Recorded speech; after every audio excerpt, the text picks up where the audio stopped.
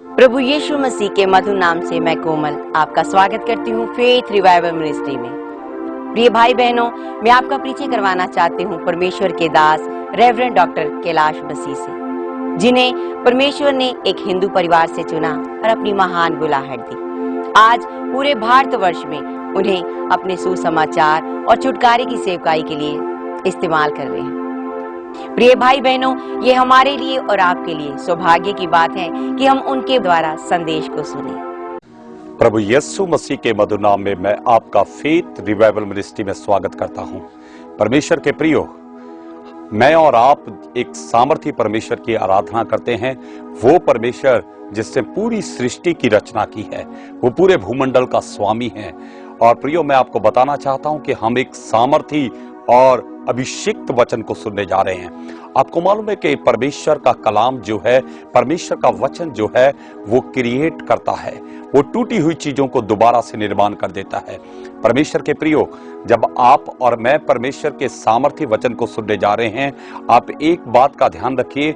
आप जब परमेश्वर के वचन को ध्यान और विश्वास के साथ सुनेंगे, आज परमेश्वर का वचन आपको क्रिएट करेगा, वो दोबारा से आपकी टूटी हुई चीजों का निर्माण कर देगा। परमेश्वर के प्रियो, आपको मालूम है कि जब आप परमेश्वर के वचन की सामर्थ को जानना चाहते हैं, अगर आप परमेश्वर के वचन के कार्य को जानना चाहते हैं, आप बाइबल में उत्पत्ति की किताब उसका पहला अध्याय, उसकी पहली आयत को पढ़ें।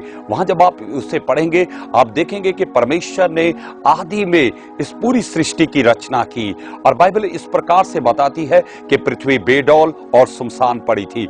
हाँ परमेश्वर के प्रियो, मैं आपको बताना चाहता हूं, बाइबल में यह नहीं लिखा कि सृष्टि नहीं थी। बाइबल में यह लिखा सृष्टि तो थी, पृथ्वी तो थी, लेकिन उसका स्वरूप जो था वो बिगड़ चुका था। हाँ परमेश्वर के प्रियो, जब मैं और आप परमेश्वर के वचन को सुनने जा रहे हैं, हो सकता है कि आप जब इस परमेश्वर के संदेश को सुनने जा रहे हैं, हो सकता है कि शैतान ने बीमारी के द्वारा, समस्याओं के द्वारा आपके स्वरूप को भी बिगाड़ दिया हो, वो उजड़ चुका हो सका है उसने आपके बिजनेस को बिगाड़ दिया हो। हाँ परमेश्वर के प्रियो, वहां दूसरी बात लिखी है कि उसके चारों तरफ पानी ही पानी था। और वहां एक तीसरी बात लिखी है कि उसके चारों तरफ अंधकार ही अंधकार था, कोई भी उजाले की किरण वहां नहीं थी। हाँ परमेश्वर के प्रियो, जब आप परमेश्वर के सामर्थी वचन को सुनने जा रहे हैं, हो सकता है कि आप जब आज परमेश्वर के इस सामर्थी वचन को सुनने जा रहे हैं, हो सकता है कि आज जब आप इस वचन को सुन रहे हो सकता है कि शैतान ने बीमारी के द्वारा आपकी सेहत को भी बिगाड़ दिया हो सकता है उसने आपके परिवार के माहौल को बिगाड़ दिया हो सकता है कि उसने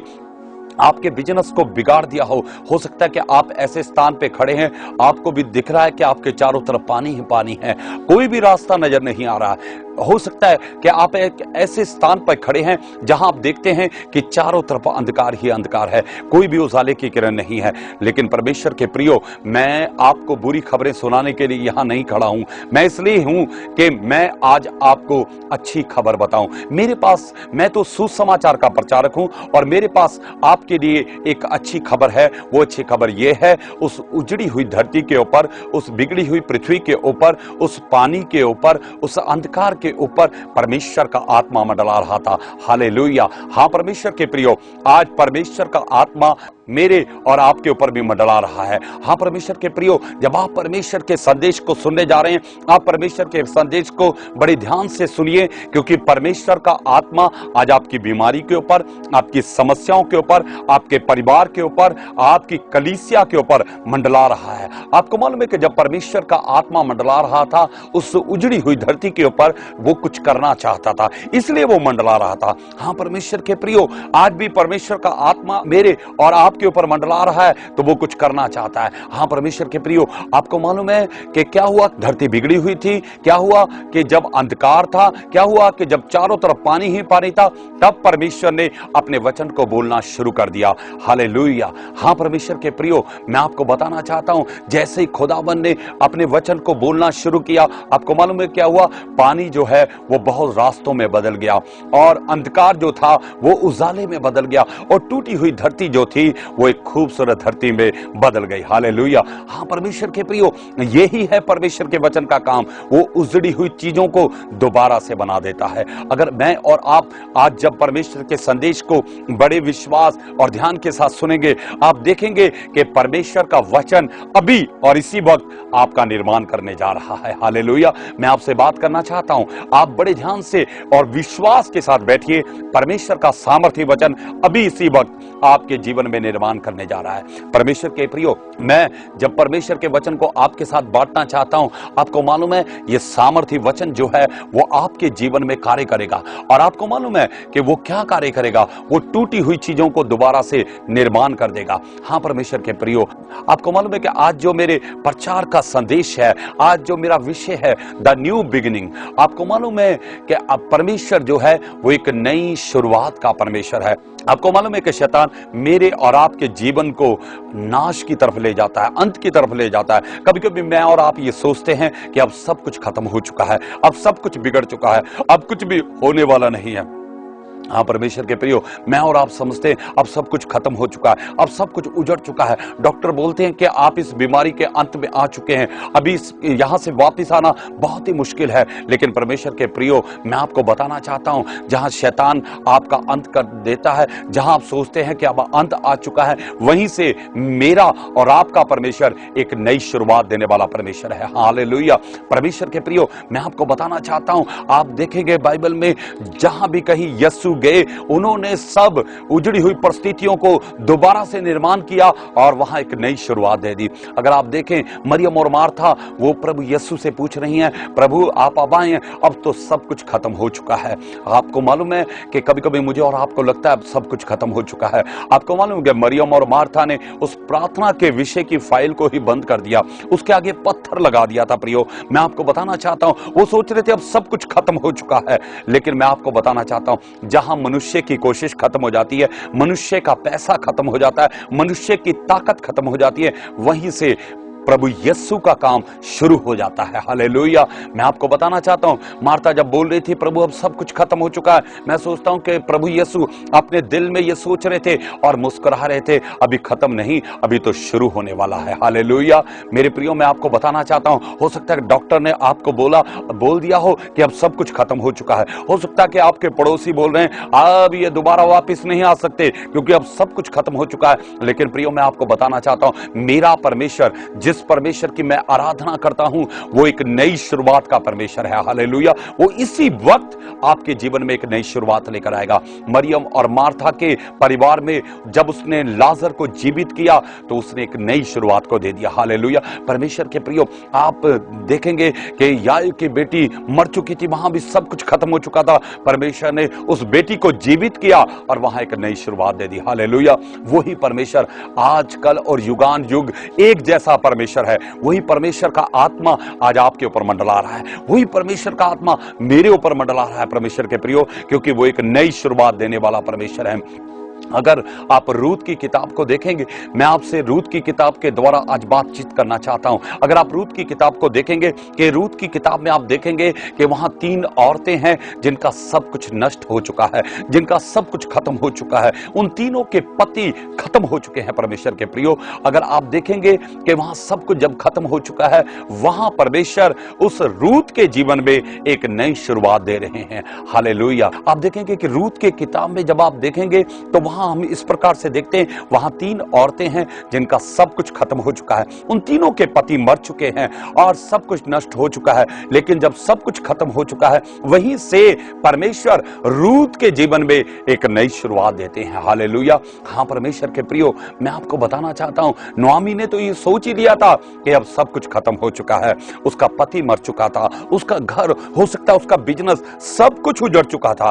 परमेश्वर के प्रियो, जब आप परमेश्वर के संदेश को सुन रहे हैं, मैं आपसे एक ही बात करना चाहता हूं, हो सकता है आज आपका पैसा खत्म हो चुका है, हो सकता है आपका बिजनेस खत्म हो चुका है, हो सकता है आपकी सेहत खत्म हो चुकी है, लेकिन मैं उस परमेश्वर की सेवा और आराधना करता हूं जो परमेश्वर एक नई शुरुआत देने वाला परमेश्वर है। हाँ परमेश्वर के प्रियो, वही परमेश्वर आपके और मेरे जीवन में आज एक नई शुरुआत देने वाला परमेश्वर है। आपको मालूम है कि उसने रूत के जीवन में जब सब कुछ खत्म हो चुका था, एक नई शुरुआत थी।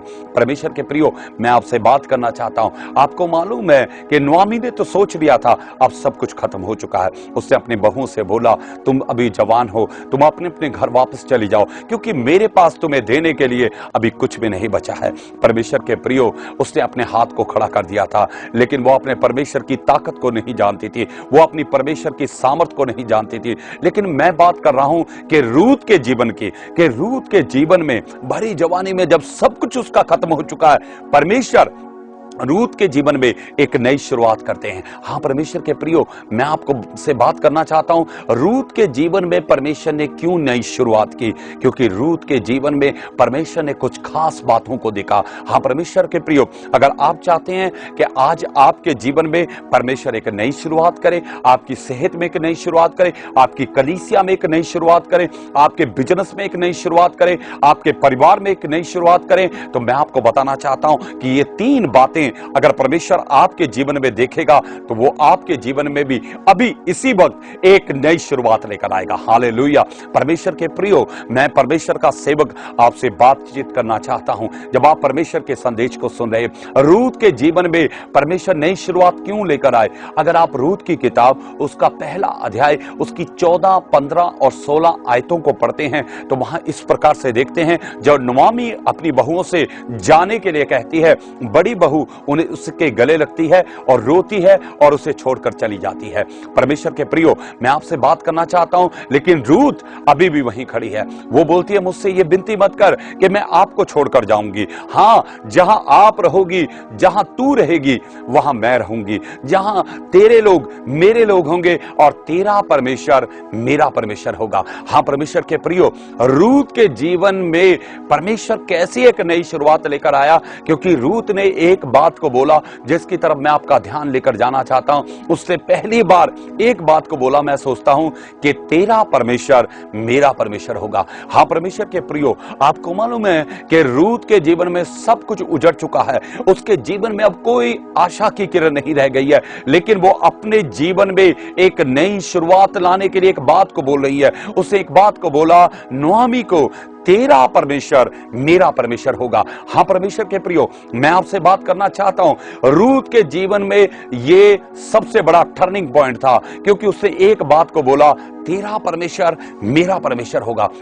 मैं सोचता हूं कि यह बात पहली बार रूत ने अपने जीवन में बोली है। जब से उसकी शादी हुई है, जब से वो ब्याह कर आई है, उसने नुआमी को यह बात बोली, तेरा परमेश्वर मेरा परमेश्वर होगा। मैं इस बात की तरफ आपका ध्यान लेकर जाना चाहता हूं। आपको मालूम है कि रूत ने अपने जीवन में सबसे पहली बार एक सही फैसला किया है।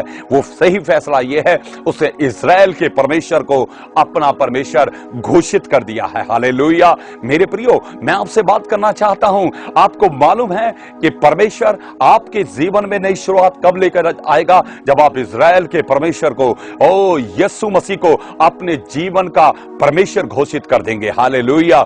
उसके जीवन में सबसे बड़ा टर्निंग पॉइंट था।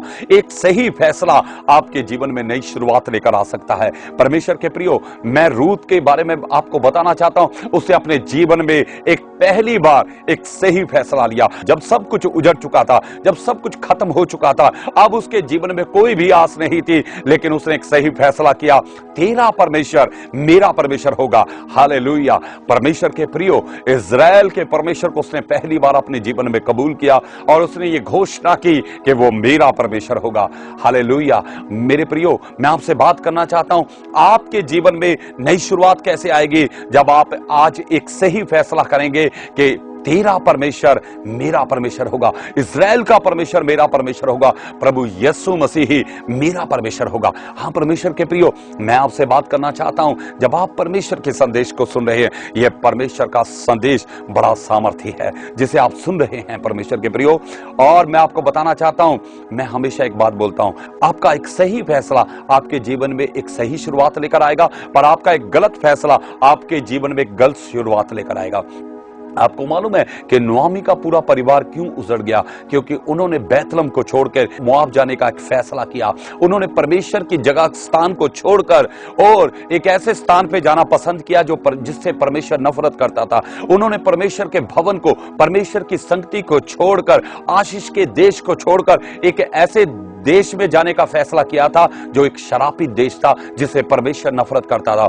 उनका एक गलत फैसला उनके जीवन और उसके परिवार को उजाड़ने के लिए काफी था। इसलिए नोआमी आज उजड़ चुकी है। परमेश्वर के प्रियो, मैं आपसे बात करना चाहता हूं, आपका गलत फैसले ही आपके जीवन में एक गलत शुरुआत बन जाएंगे। परमेश्वर के प्रियो, लेकिन आज रूत ने एक सही फैसला किया है। उसे कहा, तेरा परमेश्वर मेरा परमेश्वर होगा। हां परमेश्वर के प्रियो, जब आप परमेश्वर के संदेश को सुन रहे हैं, बड़ी गंभीरता से इस बात के बारे में सोचिए। आपको मालूम है कि परमेश्वर मेरे और आपके जीवन में कैसे काम करता है? वो आपके फैसले को देखकर, आपके डिसीजन को देखकर। अगर आपका डिसीजन जो है परमेश्वर के वचन के अनुसार है, तब परमेश्वर आपके जीवन में काम करेंगे। अगर आपका डिसीजन शैतान के अनुसार है, तब शैतान आपके जीवन में काम करेगा। हां परमेश्वर के प्रियो, आप कौन सा फैसला करते हैं, यह इस बात को मजबूर कर देता है कि कौन आपके जीवन में काम करेगा। क्या परमेश्वर के प्रियो, आज आपके सारे फैसले, सारे डिसीजन जो हैं, वो परमेश्वर के वचन के अनुसार हैं या परमेश्वर से वचन से दूर हैं? इसलिए शैतान आपके परिवार में काम कर रहा है, शैतान आपकी सोच के बीच में काम कर रहा है, शैतान जो है वो आपके बिजनेस को बर्बाद कर रहा है। हां परमेश्वर के प्रियो, आज सही समय है जब आप परमेश्वर के वचन को सुन रहे हैं, आप अपने जीवन में एक सही फैसले को लें। परमेश्वर के प्रियो, मैं बात करना चाहता हूं इजरायली लोगों की। अगर आप पुराने नियम में देखेंगे कि परमेश्वर ने इजरायलियों को मिस्र की गुलामी से आजाद किया, और मैं सोचता हूं कि उन दिनों में परमेश्वर ने स्वर्ग से छुट्टियां ले ली और 40 सालों के लिए वो स्वर्ग छोड़कर इस जमीन पर आ गया। परमेश्वर के प्रियो, आप जब परमेश्वर के वचन को देखेंगे, आप देखेंगे कि इजरायली जो थे वो परमेश्वर की सामर्थ के द्वारा छुटकारा पाएंगे। और बाइबल बताती है कि परमेश्वर स्वर्ग को छोड़कर इजरायलियों के बीच में आ गया। आपको मालूम है कि जब वो इजरायलियों के बीच में आ गया, तो बाइबल बताती है कि वो रात दिन इजरायलियों के साथ रहता था। और बाइबल में इस प्रकार से लिखा है, वो दिन में उनके ऊपर बादल बनकर चलता था और रात को आग का खंभा बनकर उनके आगे आगे चलता था। हां परमेश्वर के प्रियो, मैं आपसे बात करना चाहता हूं, बाइबल बताती है कि 40 सालों तक परमेश्वर उनके साथ साथ चलता रहा। परमेश्वर की आशीष उनके बीच में थी, परमेश्वर का अभिषेक उनके बीच में था, परमेश्वर का अनुग्रह उनके बीच में था, सब कुछ परमेश्वर उन्हें दे रहा था। बाइबल बताती है, जब आप परमेश्वर के वचन को पढ़ेंगे तो वहां इस प्रकार से लिखा है कि रात दिन परमेश्वर उनके साथ थे। और बाइबल बताती है कि 40 सालों तक किसी भी आदमी ने कोई काम नहीं किया। आपको मालूम है क्यों? क्योंकि परमेश्वर उनके साथ था। आपको मालूम है कि 40 सालों तक किसी भी औरत ने खाना नहीं बनाया, क्योंकि परमेश्वर उनके साथ था। और बाइबल बताती है कि 40 सालों तक परमेश्वर ने अपने स्वर्गदूतों का खाना जो है अपनी प्रजा को खिलाया। परमेश्वर के प्रियो, मैं आपसे बात करना चाहता हूं, यही काफी नहीं था, बल्कि बाइबल में इस प्रकार से लिखा है, 40 सालों तक ना तो उनके कपड़े फटे और ना उनकी चप्पलें टूटी, ना उनके जूते टूटे। आपको मालूम हुआ है, क्योंकि परमेश्वर की आशीष उनके ऊपर थी। हां परमेश्वर के प्रियो, सब कुछ बहुत अच्छा था, परमेश्वर साथ था, अभिषेक था, चमत्कार थे, छुटकारा था, एवरीथिंग इज गोइंग वेल, सब कुछ बहुत बढ़िया चल रहा था। पर वहां एक समस्या थी परमेश्वर के प्रियो, जिसकी तरफ मैं आपका ध्यान लेकर जाना चाहता हूं। परमेश्वर जहां उनको लेके जाना चाहता था, अभी तक वो वहां नहीं पहुंचे हैं। हां परमेश्वर के प्रियो, सब कुछ अच्छा चल रहा है। आपको मालूम है कि मिस्र से लेके कनान देश जाने का पैदल जो चलकर रास्ता है, वो सिर्फ 40 दिनों का है, लेकिन वो 40 दिनों का रास्ता अब 40 सालों में बदल चुका है। आपको मालूम है क्यों? क्योंकि वो परमेश्वर के साथ चल तो रहे थे, लेकिन अभी तक उन्होंने परमेश्वर के साथ चलने का एक सही फैसला नहीं किया था। वो दो फैसलों के साथ चल रहे थे, दो विचारों के साथ चल रहे थे। हां परमेश्वर के प्रियो, कभी कभी मुझे और आपको लगता है परमेश्वर हमारे साथ है, बिल्कुल सच है। कभी कभी मुझे और आपको लगता है बहुत अभिषेक मेरे ऊपर है, सामर्थ मेरे ऊपर है, कृपा मेरे ऊपर है, लेकिन परमेश्वर के प्रियो, मैं आपको बताना चाहता हूं, अभी तक जहां परमेश्वर आपको लेके जाना चाहते थे, आप वहां ही पहुंचे हैं, वहीं के वहीं है जहां आप पहले थे। हां परमेश्वर के प्रियो, आपको मालूम इसका कारण क्या है? क्योंकि अभी तक आपने परमेश्वर के साथ चलने का एक सही फैसला, एक सही निर्णय, एक सही डिसीजन नहीं लिया है। हां परमेश्वर के प्रियो, मैं आपसे बात करना चाहता हूं, आपको मालूम है कि इजरायली दो विचारों में चले थे, इसलिए वो 40 दिनों का रास्ता उनके लिए 40 सालों का बन गया। आपको मालूम है क्यों? क्योंकि वो परमेश्वर के साथ दो विचारों के साथ चले थे। और याकूब की पत्री में लिखा है, दो दो विचारों वाला मनुष्य परमेश्वर को कभी प्रसन्न नहीं कर सकता। मूसा पादरी साहब जो थे वो रास्ते में ही मारे जा चुके हैं। अब जिम्मेवारी जो है यहोशू के ऊपर आ चुकी है। अब यहोशू सोच रहा है क्यों अभी तक हम प्रतिज्ञा के उद्देश्य में नहीं पहुंचे। तब यहोशू को समझ में आ गया है कि अभी तक हम दो विचारों में चल रहे हैं। आज अगर हम उस देश में पहुंचना चाहते हैं जिसे परमेश्वर हमें देना चाहता है तो हमें एक सही फैसला करना पड़ेगा। हाँ परमेश्वर के प्रियो, आपको मालूम है कि यहोशू फिर 15 लाख लोगों से बात करता है। क्यों अभी तक हम प्रतिज्ञा के देश में नहीं पहुंचे हैं? वो 40 दिनों का रास्ता 40 सालों में आपको मालूम है क्यों बदल गया? मैं आपको एक बात बताना चाहता हूं। अगर आप पुराने समय में देखेंगे कि लोग जो थे वो सड़क पे भागने जाते थे, पीटी शू डालकर, निक्कर डालकर, और आप देखेंगे कि वो जब भागने जाते हैं वो अपनी मम्मी या अपनी पत्नी से आकर बात करते थे और कहते थे आज मैं 15 किलोमीटर भागा हूं, आज मैं 10 किलोमीटर भागा हूं, आज मैं 5 किलोमीटर भागा हूं। लेकिन परमेश्वर के प्रियो, आज आप लोगों को सड़कों पे भागते हुए नहीं देखेंगे। इसका एक कारण है, आपको मालूम है, क्योंकि हर सिटी के बीच में एक जिम खुल गया है जहां एक्सरसाइज का पूरा सामान है। आज हमें सड़कों पे भागने की जरूरत नहीं। अगर आप जिम में जाएंगे तो वहां एक मशीन देखेंगे जो भागने वाली मशीन है। आप उस मशीन पे खड़े हो जाएंगे, आप उसका बटन दबाएं और आप वहां भागना शुरू कर देते हैं। हाँ परमेश्वर के प्रियो, मैं आपको बताना चाहता हूं, आप उसे तेज भी कर सकते हैं, आप उसे कम भी कर सकते हैं। आप जब उस पे भागेंगे आपको सांस भी चढ़ेगा, आपको पसीना भी आएगा, आपका दम भी फूलेगा, सब कुछ होगा। लेकिन एक समस्या है, आप जहां खड़े हैं वहीं के वहीं खड़े हैं। हाँ परमेश्वर के प्रियो, मैं आपको बताना चाहता हूं, 40 साल तक इजरायली जो थे वो उस मशीन के ऊपर भाग रहे थे। वो जहां से चलते थे घूमकर वहीं आ जाते थे। कभी कभी मेरे और आपके साथ भी ऐसा होता है। हमने पिछले साल जहां से शुरू किया था इस साल भी हम वहीं हैं। पिछले साल हमारे पास जितना पैसा था इस साल भी उतना ही है। पिछले साल भी कोई परिवर्तन नहीं था और इस साल में भी कोई परिवर्तन नहीं था। आपको मालूम है क्यों? इजरायली सोच रहे थे परमेश्वर उनके साथ है। बिल्कुल ठीक, इजरायलियों के बीच में चमत्कार भी थे, अभिषेक भी था, सब कुछ था, लेकिन इनकी समस्या थी वो जहां परमेश्वर उन्हें लेकर जाना चाहते हैं अभी तक वहां नहीं पहुंचे। आपको मालूम है क्यों? क्योंकि उन्होंने अभी तक एक सही फैसला नहीं किया। अगर आप यहोशू की किताब उसका 24 अध्याय उसकी 14 और 15 पद को पढ़ेंगे तो वहां इस प्रकार से लिखा है। यहोशू को इस बात समझ में आ गई है, यहोशू को यह बात अच्छी तरह समझ में आ चुकी है कि हम प्रतिज्ञा के उद्देश्य तक क्यों नहीं पहुंच पा रहे, क्योंकि वो दो विचारों के साथ चल रहे थे। अभी तक उन्होंने परमेश्वर के साथ चलने का एक फैसला नहीं किया।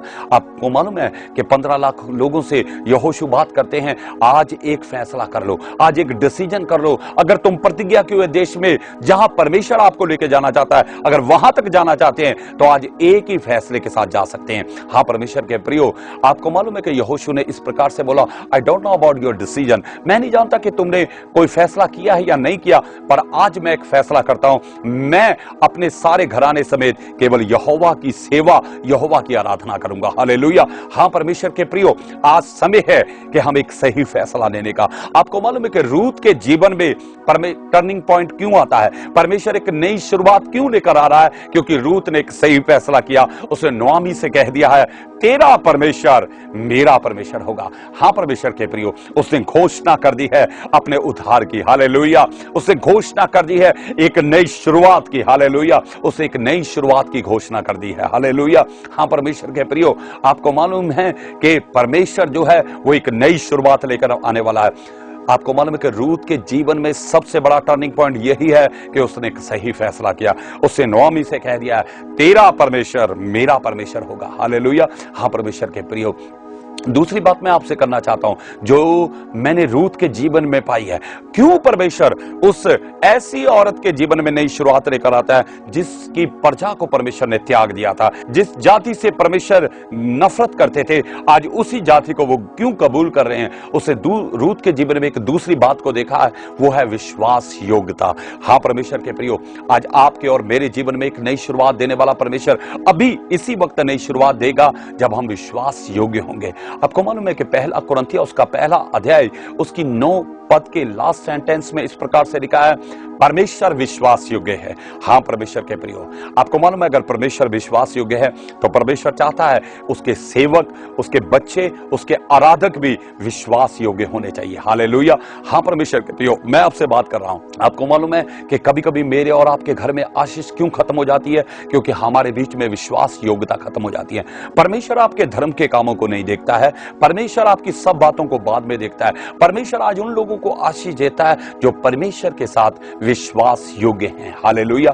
परमेश्वर के प्रियो, मैं आपसे बात करना चाहता हूं। बहुत समय हम इस बात को भूल जाते हैं। मैंने बहुत प्रचारकों को देखा है, वो सब बातों में तो विश्वास योग्य होते हैं, लोगों के साथ विश्वास योग्य होते हैं और कलीसियाओं के साथ विश्वास योग्य होते हैं, पर कई बार वो परमेश्वर के साथ विश्वास योग्य नहीं होते हैं। हाँ परमेश्वर के प्रियो, मैं आपको बताना चाहता हूं, परमेश्वर आपके साथ एक व्यक्तिगत संबंध रखना चाहते हैं और वो व्यक्तिगत संबंध तभी बन सकता है जब आप परमेश्वर के साथ विश्वास योग्य होंगे। आपको मालूम है कि परमेश्वर उन लोगों की सुधि लेते हैं, उनकी तरफ अपने ध्यान को रखते हैं जो परमेश्वर के साथ विश्वास योग्य होते हैं।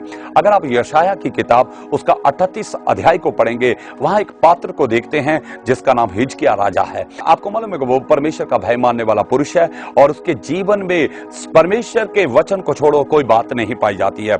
एक बार उसे कैंसर का रोग हो गया। आपको मालूम है कि परमेश्वर ने अपने दास यशाया के पास अपने वचन को भेजा, एक ईमेल किया कि यशाया को जाकर बताया जाए कि वो अब जीवित नहीं रहेगा, वो मर जाएगा, उसे अपने पूरे घराने का इंतजाम करना पड़ेगा। हाँ परमेश्वर के प्रियो, जब यशाया गया उसे ये घोषणा की। आपको मालूम है कि परमेश्वर ने यशाया को पूरी तरीके से ये कह दिया कि अब आप बचोगे नहीं, आप अपने घराने का इंतजाम कर लीजिए। हाँ परमेश्वर के प्रियो, आपको मालूम है कि कभी कभी डॉक्टर जब आपको जवाब दे देते हैं अब तो परमेश्वर ही आपको बचा सकता है, लेकिन परमेश्वर के प्रियो, जब आपको परमेश्वर जवाब दे देंगे तब आप कहां जाएंगे। परमेश्वर के प्रियो, मैं आपसे बात करना चाहता हूं। कुछ लोग बोलते हैं कि परमेश्वर कभी जवाब नहीं देता, लेकिन यशाया को परमेश्वर बोल रहे हैं हिजकिय्याह को जाकर जवाब दे दो कि वो बचने वाला नहीं है।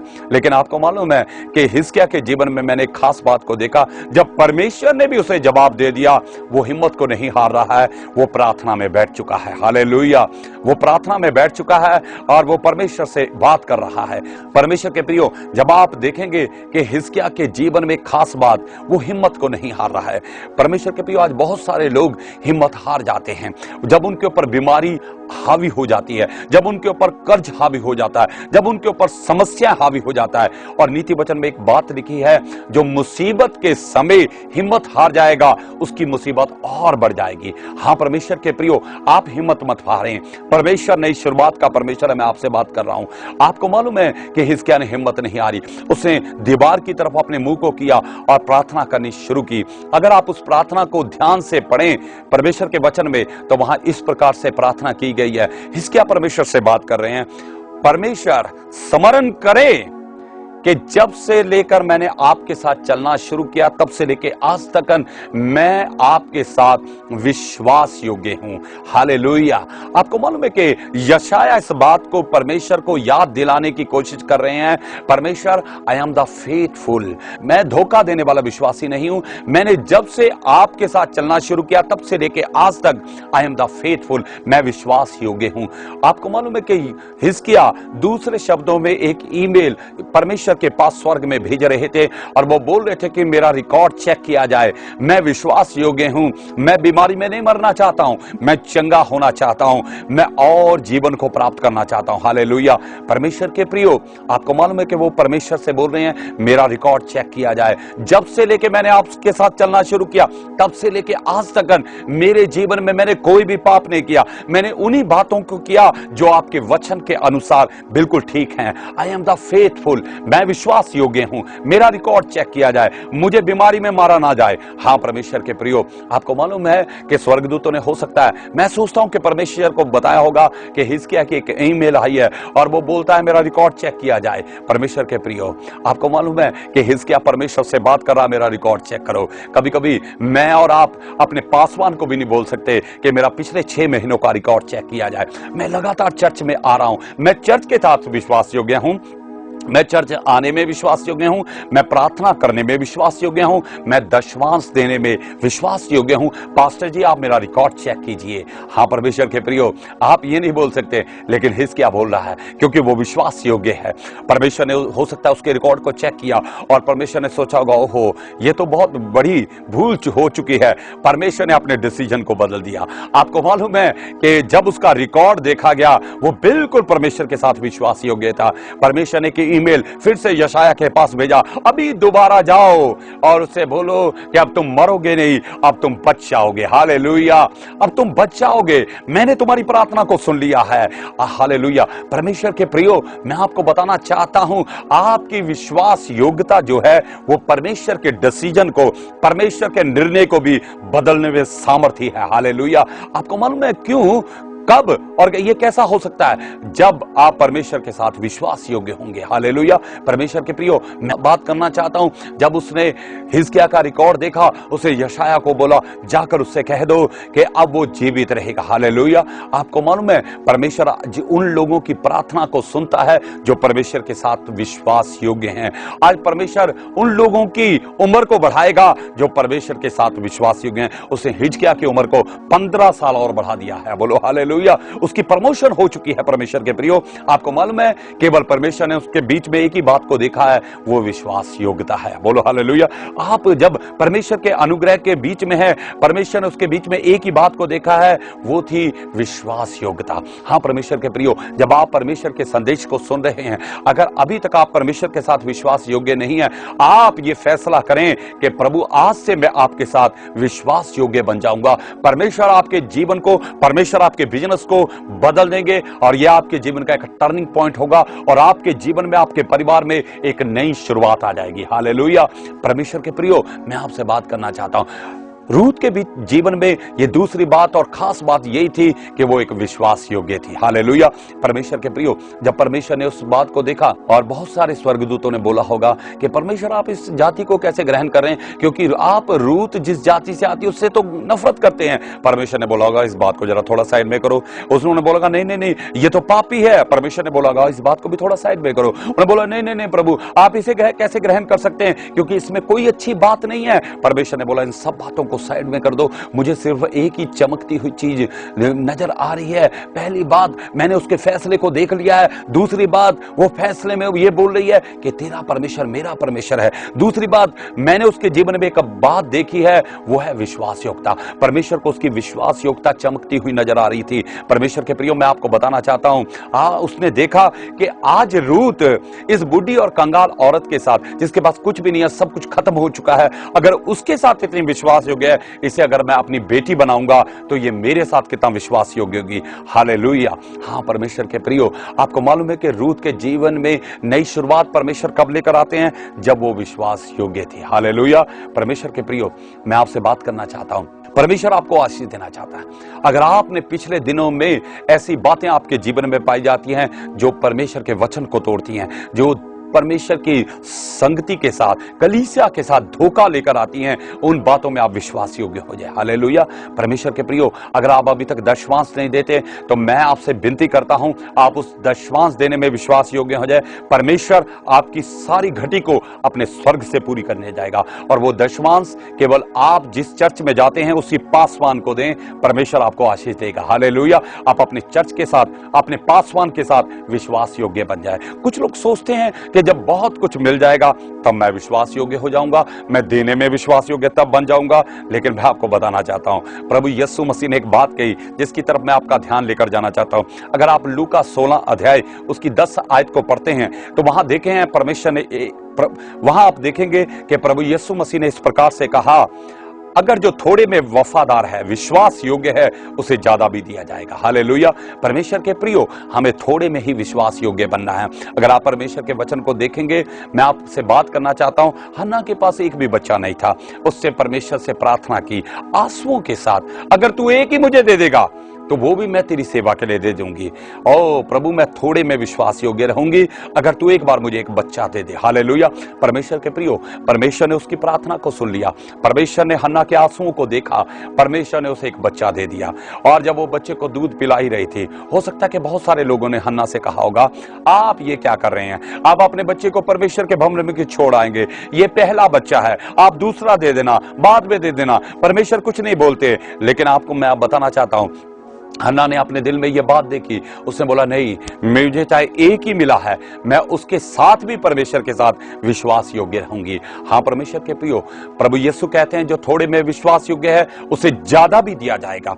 आपके पास अगर थोड़ा ही है, आज से आप थोड़े में विश्वास योग्य हो जाएं परमेश्वर के प्रियो। परमेश्वर आपके लिए अपने स्वर्ग के दरवाजे खोलने जा रहा है। परमेश्वर के प्रियो, मैं आपको बताना चाहता हूं, बाइबल बताती है जैसे हन्ना ने उसका दूध छुड़ाया, उस छोटे बच्चे को परमेश्वर के भवन में लेकर जाती है और वहां कहती है, देख प्रभु, इसे मैंने तेरी कृपा से प्राप्त किया है और मैंने तुझसे वादा किया था, मैं अपने वादे के प्रति विश्वास योग्य हूं प्रभु जी, मैं इस बच्चे को तेरी सेवा के लिए दे रही हूं प्रभु जी। और आपको मालूम है क्या हुआ कि उसने बच्चे को छोड़ दिया, वो परमेश्वर के प्रति विश्वास योग्य थी। आपको मालूम है कि परमेश्वर उन लोगों की तरफ ध्यान करता है जो विश्वास योग्य है। हिजकिय्याह की तरफ उसने इसलिए दोबारा ध्यान किया क्योंकि वो विश्वास योग्य था। उसकी उम्र को इसलिए बढ़ा दिया गया, उसका कैंसर इसलिए चंगा हो गया क्योंकि वो विश्वास योग्य था। अगर आप पहला शमूएल उसका 2 अध्याय उसकी 21 आयत को पढ़ेंगे, अगर आप देखेंगे कि हन्ना थोड़े में विश्वास योग्य थी, वफादार थी, उसने एक ही बेटा था, वो भी परमेश्वर के भवन में दे दिया, परमेश्वर की सेवा के लिए दे दिया। तो बाइबल में इस प्रकार से लिखा है, परमेश्वर ने दूसरा अध्याय, पहला शमूएल उसका दूसरा अध्याय उसकी 21 आयत में परमेश्वर ने हन्ना की तरफ फिर से ध्यान किया है। हालेलुया। आपको मालूम है फिर दोबारा क्यों ध्यान किया? क्योंकि वो अपनी पहली बात में विश्वास योग्य है। हालेलुया। हाँ परमेश्वर के प्रियो, आपको मालूम है कि परमेश्वर दोबारा आपकी तरफ और मेरी तरफ, हमारे बच्चों की तरफ ध्यान क्यों नहीं करते? क्योंकि हम विश्वास योग्य नहीं होते, हम छोटी छोटी बातों में विश्वास योग्य नहीं है। आपको मालूम है अगर आप थोड़े में वफादार होंगे, प्रभु यीशु कहते हैं आपको ज्यादा भी दिया जाएगा। वो एक ही बच्चे में वफादार थी, परमेश्वर ने उसकी तरफ ध्यान किया। आपको मालूम है कि परमेश्वर के वचन में क्या लिखा है कि परमेश्वर ने जब हन्ना की तरफ दोबारा ध्यान किया, जब वो थोड़े में वफादार थी, परमेश्वर ने उसे 3 पुत्र और 2 बेटियां दे दी। बोलो हालेलुया। आपको मालूम है क्यों? क्योंकि वो अपनी बात में परमेश्वर के प्रति विश्वास योग्य थी। वो थोड़े में, एक बच्चे में ही विश्वास योग्य थी, उसे 3 पुत्र प्राप्त हुए और 2 बेटियां प्राप्त हो गईं। हालेलुया। आज आप थोड़े में ही वफादार हो जाएं। कभी कभी शैतान आपके मन में डालता है जब सब कुछ ठीक हो जाएगा तब परमेश्वर को देना शुरू कर देंगे, परमेश्वर की सेवा में देना शुरू कर देंगे। परमेश्वर के प्रियो, सब कुछ कभी भी ठीक नहीं होगा। मैं आपको बताना चाहता हूं, आज से, अभी से आपके जीवन में एक नई शुरुआत आ सकती है, आपके बिजनेस में एक नई शुरुआत आ सकती है। आप परमेश्वर के प्रति विश्वास योग्य हो जाए, थोड़े में वफादार हो जाए, परमेश्वर आपको ज्यादा देगा। देख रहे थे कि रूत के जीवन में परमेश्वर नई शुरुआत देते हैं क्योंकि उसका दूसरा कारण है कि परमेश्वर ने उसके जीवन में एक बात को देखा है, वो एक विश्वास योग्य है, वो एक वफादार है। हालेलुया। परमेश्वर के प्रियो, मैं आपसे बात करना चाहता हूं कि रूत के जीवन में जब सब कुछ खत्म हो चुका था, वहीं से परमेश्वर उसके जीवन में एक नई शुरुआत दे रहे हैं। परमेश्वर के प्रियो, जब आप परमेश्वर के संदेश को सुन रहे हैं, हो सकता है कि आपके जीवन में आज बहुत सारी गड़बड़ी हो रही है। आप देखिए, क्या आप परमेश्वर के वचन के साथ विश्वास योग्य हैं? क्या अपने चर्च के साथ विश्वास योग्य हैं? क्या आप अपने पासवान के साथ विश्वास योग्य हैं या नहीं है? हाँ परमेश्वर के प्रियो, अगर आप नहीं है तो आज से अपने जीवन में यह फैसला करिए कि आप एक विश्वास योग्य पात्र बन जाएंगे। हालेलुया। परमेश्वर आपके जीवन में नई शुरुआत देंगे। तीसरी बात मैं बताना चाहता हूं परमेश्वर के प्रियो कि रूत के जीवन में वो तीसरी बात कौन सी थी जो उसके जीवन में एक नई शुरुआत लेकर आती है? हाँ परमेश्वर के प्रियो, जब आप परमेश्वर के वचन को देखेंगे, मैं आपसे बात करना चाहता हूं, जब आप रूत की किताब उसका 3रा अध्याय उसका 1, 2 और 3 वचन को पढ़ेंगे, वहां देखेंगे कि रूत के जीवन में एक ऐसी बात पाई जाती है जो आज प्रत्येक विश्वासी के जीवन में पाई जानी चाहिए। आपको मालूम है कि अगर रूत की किताब को आप ध्यान से देखें तो रूत की किताब उसका कुछ आत्मिक मीनिंग मैं आपको बताना चाहता हूं। नोआमी जो है वो एक पासवान की पर्सनैलिटी को दिखाती है और रूत जो है वो एक चर्च कलीसिया की पर्सनैलिटी को दिखाती है। अगर आप बोआज के जीवन को देखें तो वो यीशु मसीह का प्रतीक है। हाँ परमेश्वर के प्रियो, मैं आपसे बात करना चाहता हूं, आपको मालूम है कि रूत के जीवन में टर्निंग पॉइंट क्यों आ रहा है? क्योंकि पीछे उसको कुछ सिखाने वाला, उसको कोई बताने वाला है, वो कोई और नहीं था, वो नोआमी स्वयं थी। हाँ परमेश्वर के प्रियो, मैं आपसे बात करना चाहता हूं, नोआमी जो कहती थी रूत उसी बात को करती थी, इसलिए परमेश्वर ने उसके जीवन में एक नई शुरुआत को दिया है। परमेश्वर के प्रियो, मैं आपसे बात करना चाहता हूं, अगर आप उसके 3रे अध्याय में देखेंगे, आप इस बात को ध्यान से देखेंगे कि रूत के जीवन में तीसरी खास जो बात पाई जाती है वो थी आज्ञाकारी। हाँ परमेश्वर के प्रियो, मैं आपसे बात करना चाहता हूं, परमेश्वर आज मेरे और आपके जीवन में इस बात को पाना चाहता है और देखना भी चाहता है, वो है आज्ञाकारी। अगर आप पहला शमूएल की किताब में पढ़ेंगे तो वहां शमूएल इस प्रकार से एक बात को बोलते हैं कि आज्ञा मानना बलिदान चढ़ाने से उत्तम है। हाँ परमेश्वर के प्रियो, परमेश्वर को आपके धार्मिकता के काम नहीं चाहिए, ना आपके बलिदान चाहिए, ना उसे आपका पैसा चाहिए। परमेश्वर आपके जीवन में जो बात देखना चाहता है वो इस बात को देखना चाहता है कि आपके जीवन में वो आज्ञाकारी को देखना चाहता है। परमेश्वर के प्रियो, आपको मालूम है बहुत सारे लोग मुझसे एक सवाल पूछते हैं, व्हाट इज द सिन, पाप क्या है? परमेश्वर के प्रियो, परमेश्वर के वचन को ना मानना, परमेश्वर की आज्ञा को ना मानना ही पाप है। और आपको मालूम है कि धार्मिकता क्या है? परमेश्वर की आज्ञा को मान लेना, यही धार्मिकता है। हाँ परमेश्वर के प्रियो, जब आप रोमियो की किताब को पढ़ेंगे तो वहां हम इस प्रकार से देखते हैं, एक आदम की आज्ञा ना मानने के कारण इस पृथ्वी पर पाप आ गया, पर एक आदमी यीशु की आज्ञा मानने के कारण इस पृथ्वी पर धार्मिकता आ गई। हालेलुया। परमेश्वर के प्रियो, रूत के जीवन में तीसरा टर्निंग पॉइंट क्या था? तीसरी बात कौन सी थी जो उसके जीवन में एक नई शुरुआत लेकर आती है? वो है उसकी आज्ञाकारी। हाँ परमेश्वर के प्रियो, अगर आप परमेश्वर की आशीषों को प्राप्त करना चाहते हैं, आप परमेश्वर के वचन के प्रति आज्ञाकारी हो जाएं। बहुत सारे लोग परमेश्वर के वचन के आज्ञाकारी तो हैं, लेकिन वो अपने पासवान के आज्ञाकारी नहीं है। परमेश्वर के प्रियो, मैं आपको बताना चाहता हूं, अगर आपको आशीष प्राप्त करनी है, अगर आप चाहते हैं कि परमेश्वर आपके जीवन में नई शुरुआत लेकर आए, आप परमेश्वर के वचन के प्रति, परमेश्वर के दासों के प्रति आज्ञाकारी हो जाएं। आप देखेंगे रूत की किताब में तीसरे अध्याय में, अगर उसके पहले से लेकर 3 पदों को पढ़ते हैं तो वहां इस प्रकार से लिखा है, नुआमी उसे हुक्म देती है, बेटी अपने आप को प्रकट नहीं करना है। आपको मालूम है क्यों नहीं प्रकट करना? सुनिए, उससे पहले वो क्या बोलती है कि बेटी तू पहले नहा धो ले और फिर तेल लगा ले, फिर अच्छे सुंदर नए वस्त्र डाल ले। और तीसरी बात वो बोलती है कि अपने आप को प्रकट नहीं करना, गो डाउन, नीचे नीचे जाना है।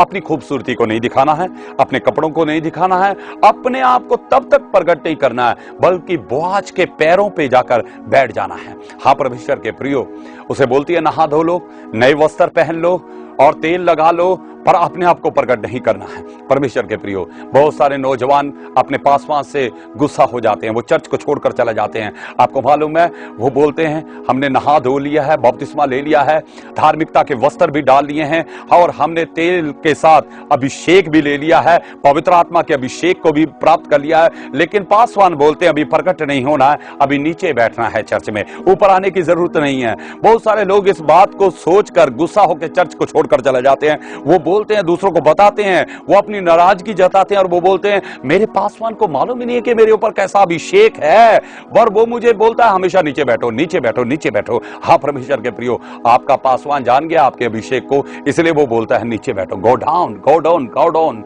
हालेलुया। परमेश्वर के प्रियो, मैं आपसे बात करना चाहता हूं, मैं आपको बताना चाहता हूं, आपके ऊपर जितना अभिषेक आता जाएगा आप उतना ही नम्र बनते जाएंगे। आपको जितना वचन का ज्ञान आता जाएगा आप उतने ही नीचे जाते जाएंगे।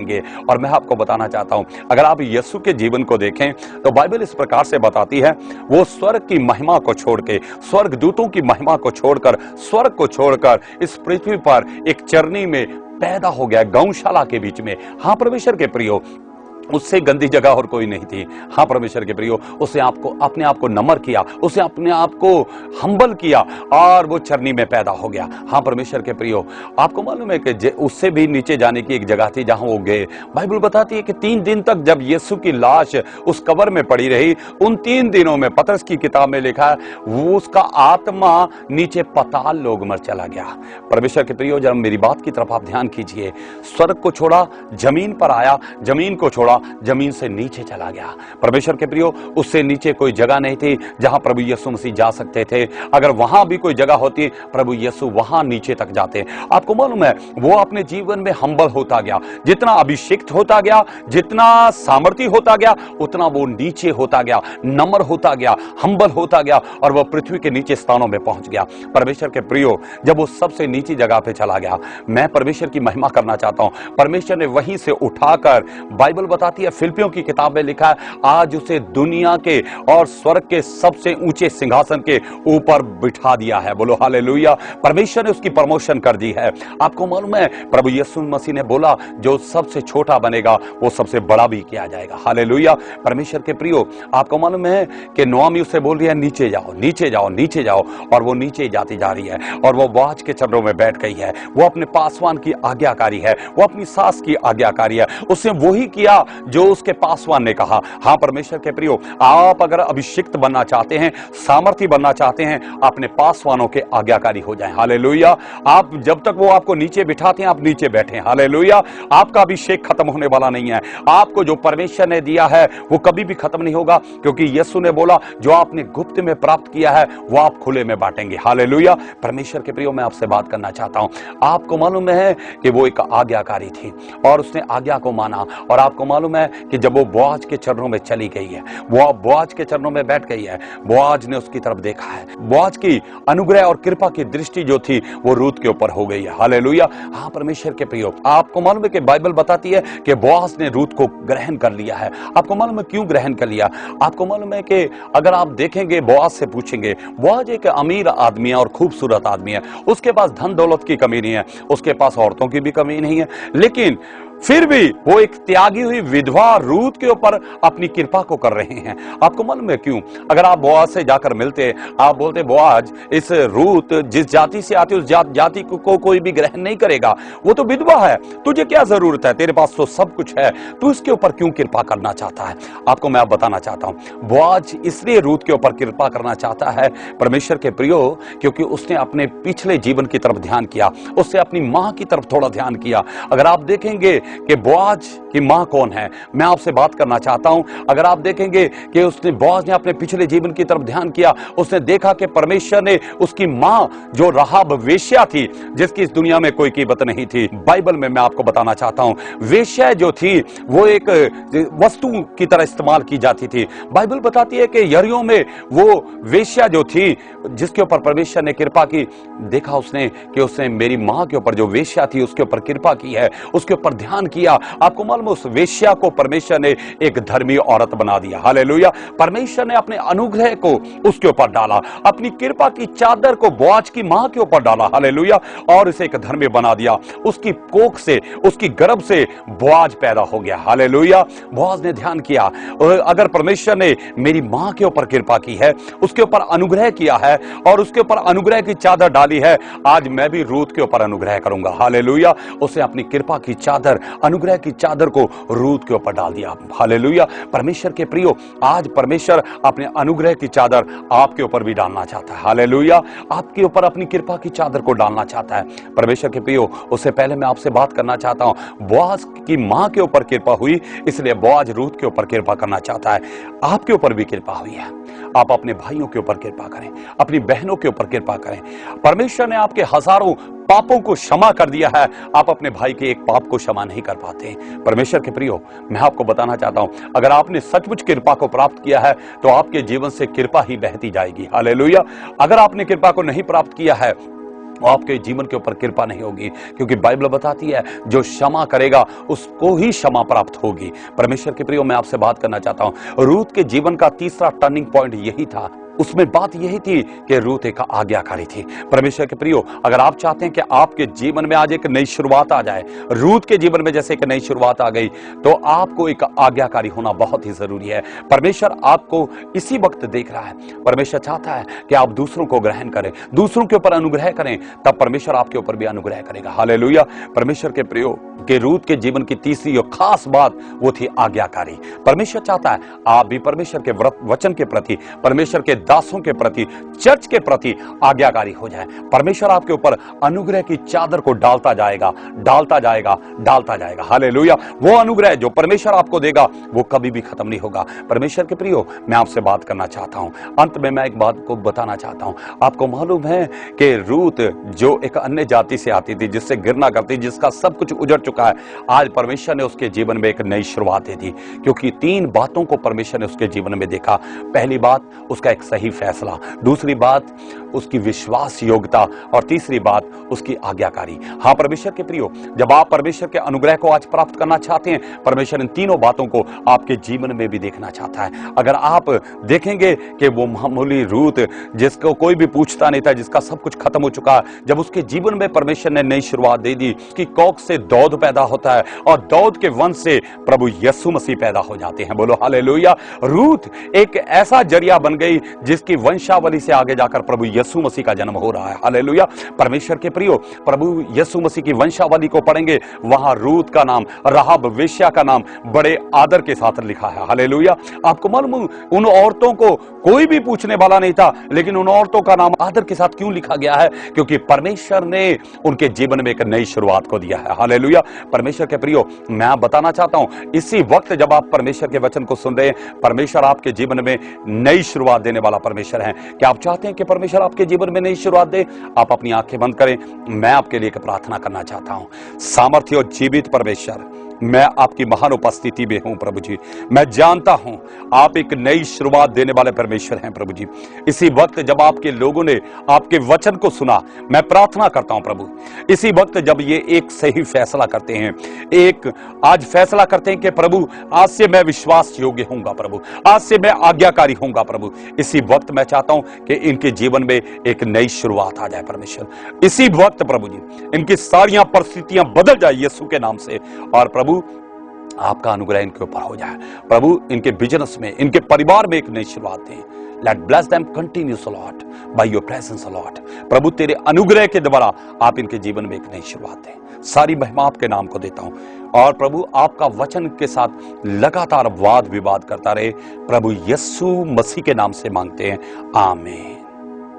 परमेश्वर के प्रियो, जैसा आपने परमेश्वर के संदेश को सुना, मैं आपसे बात करना चाहता हूं, आप फेथ रिवाइवल मिनिस्ट्री के लिए और मेरे लिए लगातार प्रार्थना करें, ताकि मैं दुनिया के कोने कोने तक उसके सुसमाचार को लेकर जाऊं। मेरी एक इच्छा है, मैं जहां भी खड़ा हूं, परमेश्वर का अभिषेक, परमेश्वर का अनुग्रह मेरे साथ हो। मैं आपके लिए प्रार्थना करूंगा, आप मेरे लिए भी प्रार्थना करें, और लगातार मुझे प्रार्थना में याद रखें। परमेश्वर आपके साथ बना रहे। सबको जय मसीह की।